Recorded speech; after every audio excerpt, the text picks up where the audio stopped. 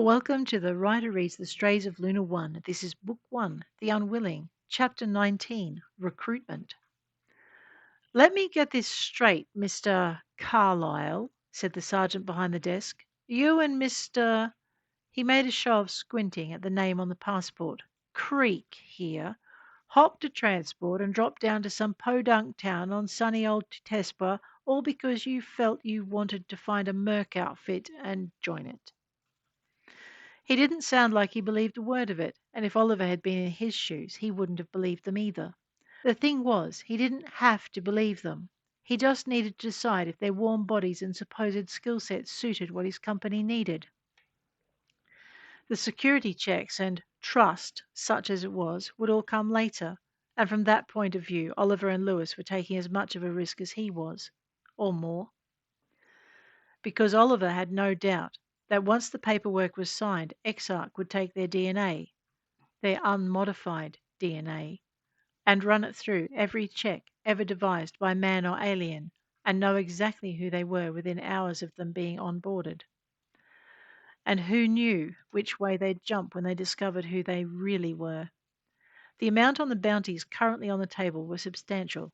What Exarch had to decide was if handing them over was worth the reward and whatever political points they gained, and those would be substantial, given the companies involved. He glanced toward the door and the 6 men leaning not so casually against the walls around them. The sergeant caught his look and gave him a tight-lipped smile. "What's the matter, Mr. Carlyle? Not having second thoughts now, are we?" The patrol's leader came off the wall, his hands moving to his weapons, and Oliver figured they'd answered one question at least. "So you are interested in hiring us, then?" The sergeant pushed 2 clipped sets of papers across the desk. "We'll take you on provisionally, test your skills, both the ones you claim to have and the ones you aren't aware of yet, and then we'll offer you a more substantial contract." Oliver pulled the papers toward himself, tilting his chin toward the other to signal Lewis to do the same. His beater obeyed, taking the papers and turning his back on the sergeant so he could lean against the counter to read them. Reluctantly, Oliver did the same. They were full of the standard stuff. Recruit swears to obey all instructions for the duration of the recruiting process. No command that will result in an action that will harm the recruit will be given by any Exarch personnel. Room, board, and basic clothing and equipment costs to be covered by Exarch and repaid should recruit fail the recruiting process. Lewis went through it much faster than Oliver did, and then he went through it a second time, giving his alphas several querying looks as he did so. The team leader watched them for several minutes before asking, "How long has it been since he was bit?" Now that showed more knowledge of the wares than Oliver liked, but he shrugged. "Don't know. Found him in a back alley, bit him a second time to save him, and took him to a clinic." "Bit him a second time?" Oliver cocked his head. "Like I said, had to save him. He wouldn't have made it otherwise." That much was true at any rate, and if they were using any kind of lie detector, they'd pick that much up. If the equipment was sensitive enough, they'd also pick up that he was concealing something, but not necessarily that he was lying. His guess about the truth detection was proven correct a few seconds later when the team leader said, "So what really happened, Mr. Carlyle?"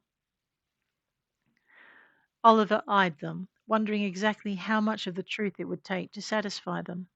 He certainly wasn't going to make their job easy for them. After a moment, he let his shoulders slump. "There was a firefight," he admitted. "I pulled him out of it and got him away, but he'd been hit pretty bad and I either bit him or lost him." The team leader paused a moment and then nodded. "Much better," he said, and gestured toward the papers. "Will you sign?" Oliver wondered what his chances were of getting out of the building alive if he refused, and then decided he didn't want to find out. He turned around and reached for a pen. Lewis watched him intently, accepting the pen from his hand and following suit. As soon as they'd handed the papers back, the mercs pushed off the walls, crowding around them. "Welcome aboard," the team leader said, shaking Oliver's hand. His smile appeared warm enough, but it didn't reach his eyes, and it was all Oliver could do not to growl as the man slapped his bicep before laying an arm across his shoulders. "Step right this way, Mr. Carlyle, and I'll show you and Creek here to the transit quarters." "Transit?" Oliver asked, and the man gave a false laugh. "Sure. You don't think we've got any training or testing facilities here, do you?" "But I thought—" Oliver pretended confusion. It wasn't hard. He did feel a little confused. No, this is just a resource collection site. Pretty sure you worked that out while you were deciding on whether or not to come in. You were out there most of the morning. Which told Oliver he and Lewis had only been noted after they'd arrived, and the Mercs hadn't been able to tell when they'd begun their observation. Oh, Oliver replied. So what happens next? Next, well, if the young fellow is newly turned, we don't want to upset his feeding schedule and end up with an unfortunate accident on our hands, so we'll show you your bunks and take you down the cafeteria before getting you kitted out with some basic gear. He glanced down at their boots. You'll need a couple of sets of fatigues and then another set of boots at the very least, and I'm not even going to ask what happened to your underwear. Oliver kept walking, trying to ignore the cold feeling of worry gnawing at his gut. When they reached a small room sparsely furnished with a bunk bed, two lockers, and a single desk and chair, he almost refused to go inside. If the team leader hadn't walked in ahead of him, he might have. Instead, he followed the man inside, paying careful attention as he explained that this was their room and that the sand unit consisted of a shared block at the end of the corridor. That in itself was a relief to hear and lent a modicum of truth to the story that this was the transit accommodation. You got any gear? You can leave it here, the team leader told him, eyeing their satchels. Oliver and Lewis exchanged glances and then looked back at him. Transit accommodations, right? Well, neither of them was going to leave what little gear they had unattended, least of all their new identities. Thanks, but we're good, Oliver told him, and caught the mild annoyance that flashed across the man's face and the shift in scent that indicated impatience. Well, sucks to be you then, he thought, and hoped it really. Well, sucks to be you then, he thought, and hoped it didn't really suck to be them. Suit yourselves, the man said, and led them to the cafe where the replicators had no trouble handling the medium raw protein order he and Lewis gave it. The Mercs got meals as well, settling at the same table as Oliver and Lewis, and pretending not to watch the sheer amount both men put away. Oliver was relieved when Lewis held himself in check enough to retain human form and remember to use his knife and fork.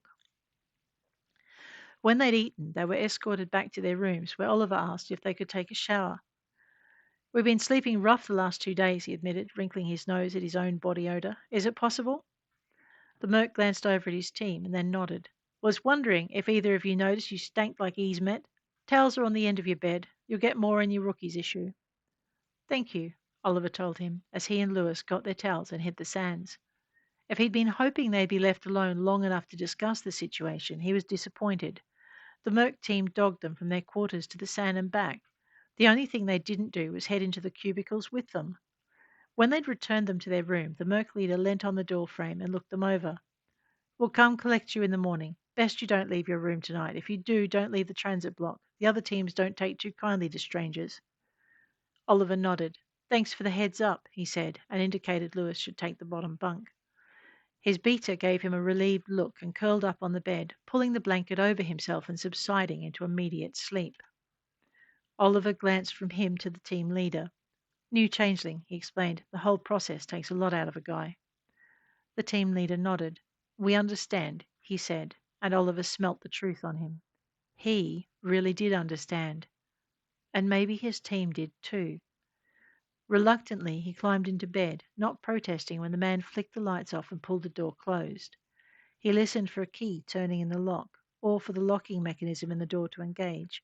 But neither happened. For a moment he was tempted to open the door and see if the corridor was empty or if they'd left a guard, but he didn't. If he had to lay money on it, he'd have bet there was a guard on them, at least one, if not half the squad. They'd rotate the shift during the night.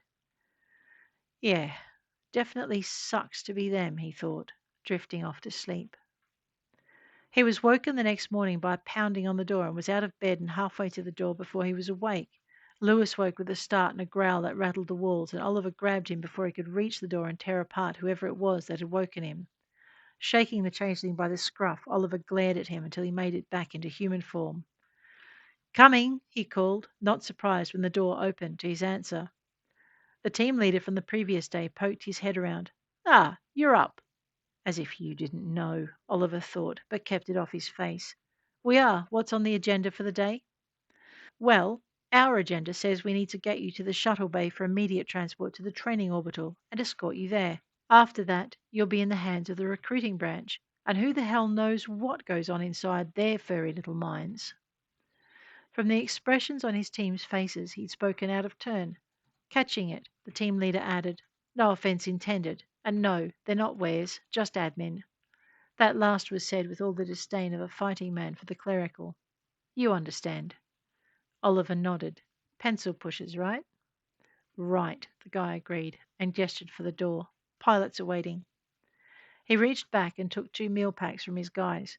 "These are for you to eat on the ride up. It's about an hour, so you'll need to eat fast, but the orbital's on a different rotation to this side of the world, so you'll miss their mealtime." He glanced at Lewis. "And I don't think that's a good idea." For a moment, Oliver had the impression that if Lewis wasn't a new changeling, then the Mercs might have let them go without. It almost made him grateful. Almost. There was something subtly wrong about the way they were being handled, and he couldn't put his finger on it. He could only hope they could figure it out before they found themselves on the wrong side of these guys. They weren't there yet, but something told him they weren't far off.